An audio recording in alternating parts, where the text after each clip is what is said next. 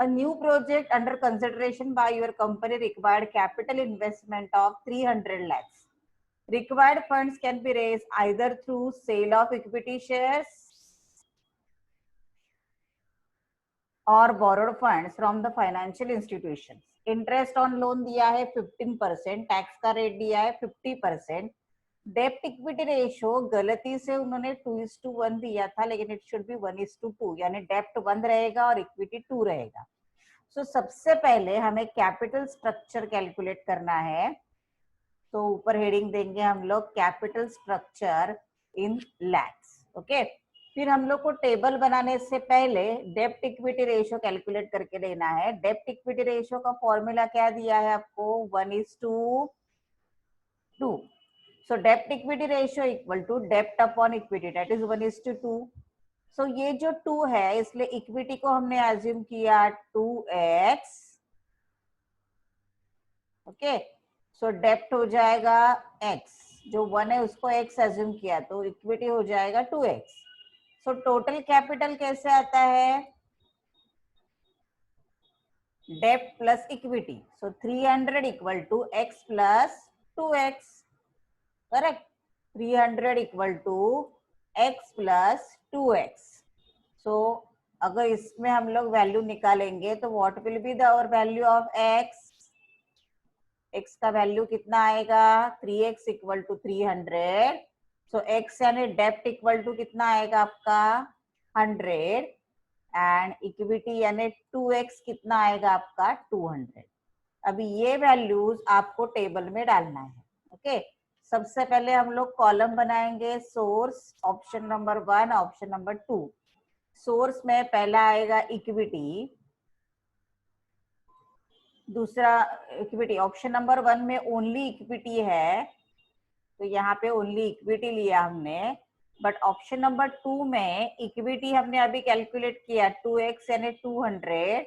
Apart from that 15% borrowed funds are there, वो हो जाएगा आपका 100. Okay, so total capital will be 300 lakhs and 300 lakhs. Now number of shares का formula क्या use करते हैं हम लोग? Number of shares equal to 300 upon 10 equal to 30, right. 300 amount of capital divided by face value. यहाँ पे कितने equity capital? 200 divided by 10 equal to 20. Okay, now indifference point किसे बोलते हैं? Indifference point is a level of EBIT, right. मतलब EBIT calculate करना है where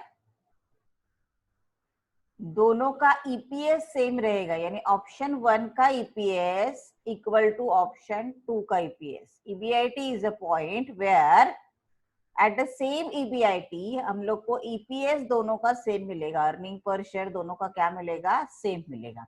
यानी दोनों जगह पे आपका ईबीआईटी भी सेम होना चाहिए और ईपीएस भी. ऑप्शन 1 का ईबीआईटी इक्वल टू ऑप्शन 2 का ईबीआईटी, ऑप्शन 1 का ईपीएस इक्वल टू ऑप्शन 2 का ईपीएस. तो हम लोग को दोनों जगह पे कॉमन पॉइंट क्या है? EBIT. So let us assume EBIT equal to x. आप एक्स की जगह वाई भी एज्यूम कर सकते हैं. नाउ यहाँ पे आपको फेस वैल्यू ऑफ शेयर्स नहीं दिया है, करेक्ट. यहाँ पे आपको फेस वैल्यू ऑफ शेयर्स नहीं दिया है. So let us assume face value of shares equal to ₹10. Okay, 100 क्यों नहीं किया? पहले से आपको स्मॉल करके दिया. 100 करेंगे तो 1 और 2 आंसर आएगा. So let us assume face value of shares equal to 10. Now हमारा formula EPS option 1 equal to EPS option 2. And point of indifference का फॉर्मूला कैसे निकालते हैं हम लोग? Earning per share option 1 equal to earning per share option 2, जिसके लिए formula standard formula है जो आपको कभी भी चेंज नहीं करना है.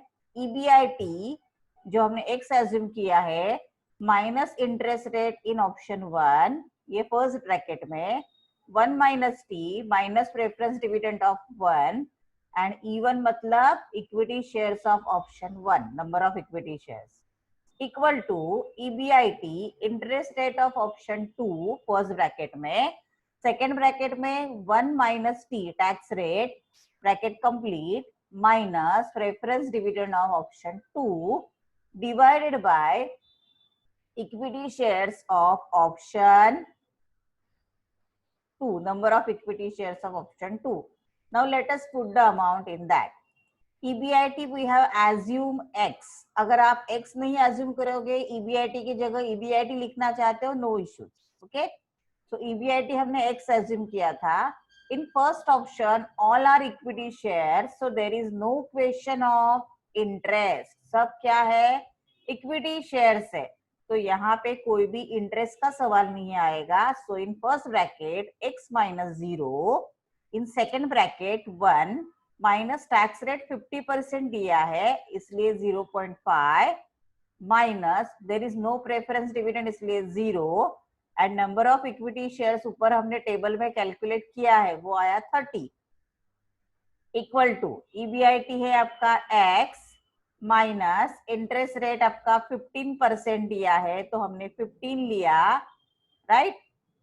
यहाँ पे आएगा 1 माइनस 0.50, ये सेकेंड ब्रैकेट में आया माइनस 0 अपॉन 20. अभी इसको सॉल्व करते हैं हम लोग.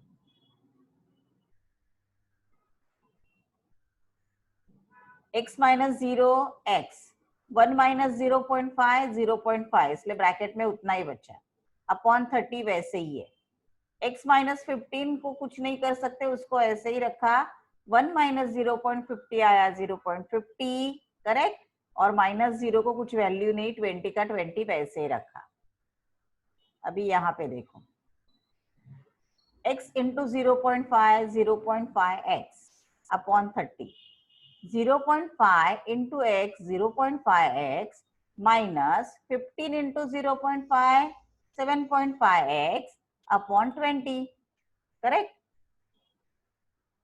फिर आपको आएगा अभी calculation 0.5x into 20 right by the rule of cross multiplication equal to 30 into bracket 0.5x minus 7.5x by the rule of cross multiplication. Okay, now let us calculate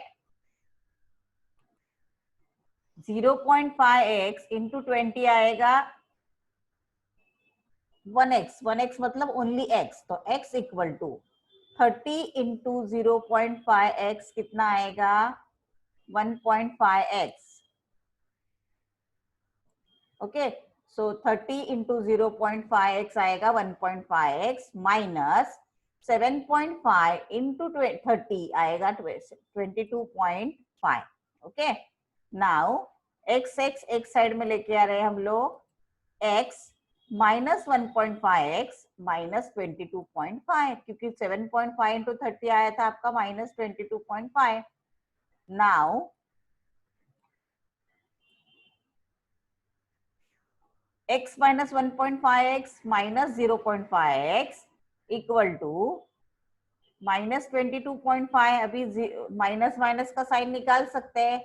ये 0.5 इधर मल्टीप्लाई इधर जाने के बाद डिवाइड होंगे और यहाँ पे ओनली x रखना है.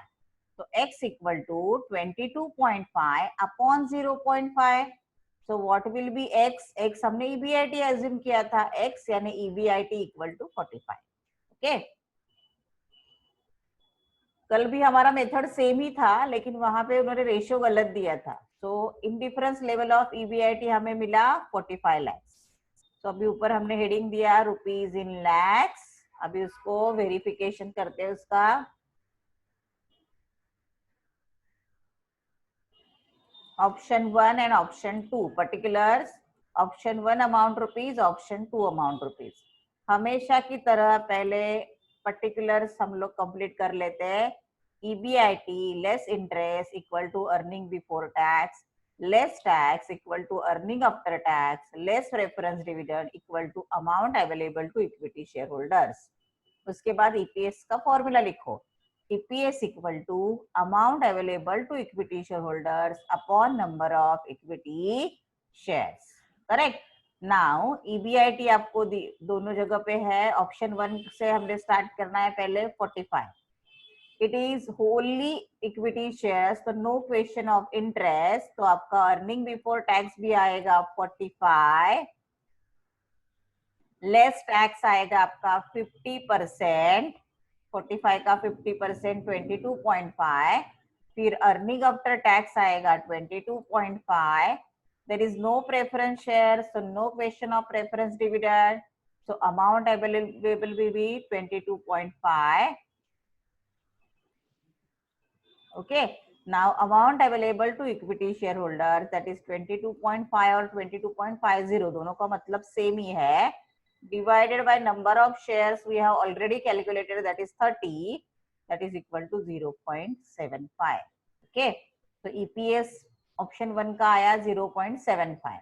नो ऑप्शन 2 में देखो, EBIT था 45, फिर इंटरेस्ट 15% था, तो 100 डिबेंचर्स हमने निकाला, 100 का 15% कितना आएगा 45, so remaining will be 30, that is your earning before tax less tax percentage 50%, and 30 का 50% 15, so earning after tax will be 15.